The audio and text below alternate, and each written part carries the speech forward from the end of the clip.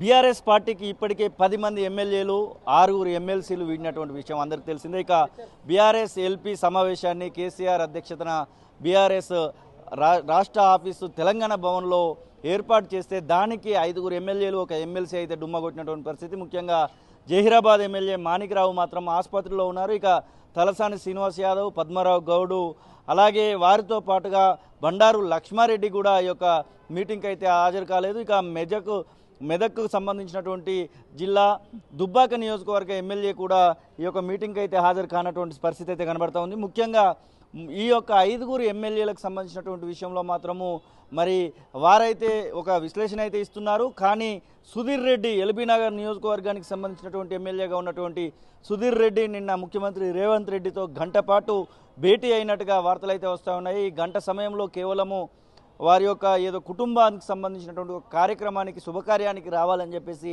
Invitation ఇవ్వడానికి వెళ్ళారని చెప్పేసి వదంతులు అయితే వస్తున్నప్పటికీ కూడా కేవలము పార్టీ మారుతారనేటువంటి వదంతి కూడా ఒకటి వినబడుతున్నటువంటి సందర్భాన్ని కూడా మనం చూస్తూ ఉన్నాం. ఇక చల్లా వెంకటరామరెడ్డికి సంబంధించినటువంటి విషయంలో కూడా పార్టీ మారుతారు అనేటువంటి వార్తలు ఎమ్మెల్సీ విషయంలో గత కొన్ని రోజులుగా వినబడతా ఉన్నాయి. చల్లా వెంకటరామరెడ్డి ఈ యొక్క మీటింగ్కి అయితే అటెండ్ కాలేదు. పూర్తి స్థాయిలో మనకు బీఆర్ఎస్ ఎల్పీకి సంబంధించినటువంటి భేటీ విషయంలో వీరందరిలో కూడా ఎవరో ఒకరు ఖచ్చితంగా పార్టీ మారడానికి అవకాశం ఉందనేటువంటి వదంతులు అయితే వినబడుతున్నటువంటి నేపథ్యంలో మరి సుధీర్ రెడ్డి రాత్రి సమయంలో వెళ్ళి ముఖ్యమంత్రితో భేటీ అవ్వడం మాత్రము ఒకంతకు మరి పార్టీ మారుతాడు అనడానికి ఒక బలాన్ని అయితే చేకూరుస్తూ వస్తున్నటువంటి సందర్భాన్ని కూడా మనం చూస్తూ ఉన్నాము.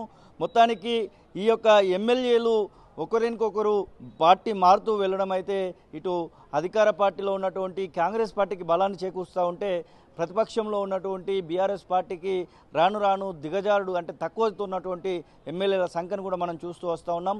ఇక బీఆర్ఎస్ ఎల్పీ సమావేశంలో కేసీఆర్ మాట్లాడుతూ కానీ పలు కీలకమైనటువంటి వ్యాఖ్యలు కూడా చేయడం జరిగింది. ముఖ్యంగా కూతురు జైల్లో ఉన్నటువంటి విషయంలో తండ్రికి బాధ ఉండదా అని చెప్పేసి ప్రస్తావించినటువంటి సందర్భం కూడా మనకు తెలిసి వస్తున్నటువంటి సందర్భం.